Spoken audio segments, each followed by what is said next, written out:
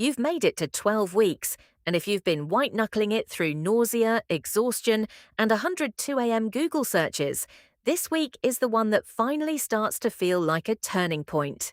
Here's what's happening inside you right now, what symptoms are on their way out, and the one checkup that tells you more than you'd expect. Your baby is roughly the size of a lime, about 2.5 inches from head to bottom. By week 12, those tiny kidneys are already producing urine, fingernails are actually growing, and a face that can make basic reflexive expressions.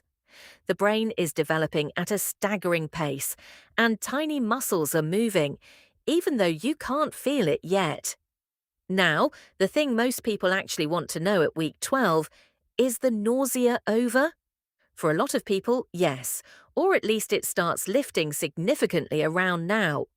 The hormone spike that drove the morning sickness, HCG, the one the pregnancy test detects, starts to level off right around week 10 to 12. That doesn't mean it vanishes overnight for everyone, but the trend is genuinely heading in a better direction. The exhaustion sometimes hangs around a little longer. Your body has spent 3 months building an entirely new organ, the placenta, and that takes enormous energy. If you're still napping twice a day at week 12, you are not broken. You're just not quite done with the hardest building phase. Around now, you might also notice sharp, sudden twinges low on one or both sides of your abdomen. These are round ligament pains.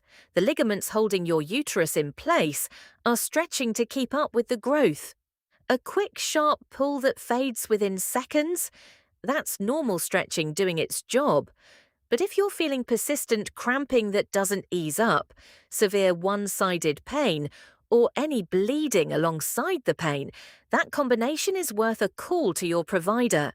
Most of the time, week 12 discomfort is entirely normal, but those specific signs together are the ones you don't wait and see about. The big appointment around week 12 is the nuchal translucency scan, your first proper ultrasound. It measures a small fluid-filled space at the back of your baby's neck, which gives your provider information about chromosomal health. It's a screening, not a diagnosis. It tells you about probability, not certainty.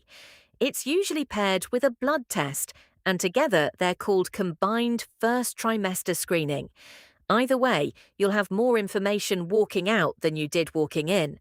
But here's what nobody prepares you for about the nuchal scan. You are going to watch your baby move on that screen in a way that makes everything feel suddenly completely real. At 12 weeks, babies kick and roll on the ultrasound in a way that looks almost comically human. Most people say it's the moment it finally stopped feeling possible and started feeling real.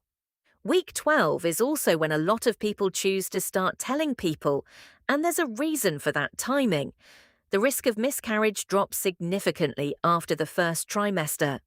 If you've been holding this secret like a held breath for 3 months, week 12 is often the exhale.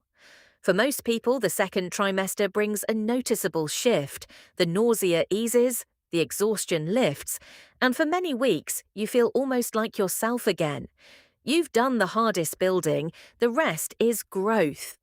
If you found this helpful, be sure to hit the subscribe button and I'll see you in the next one.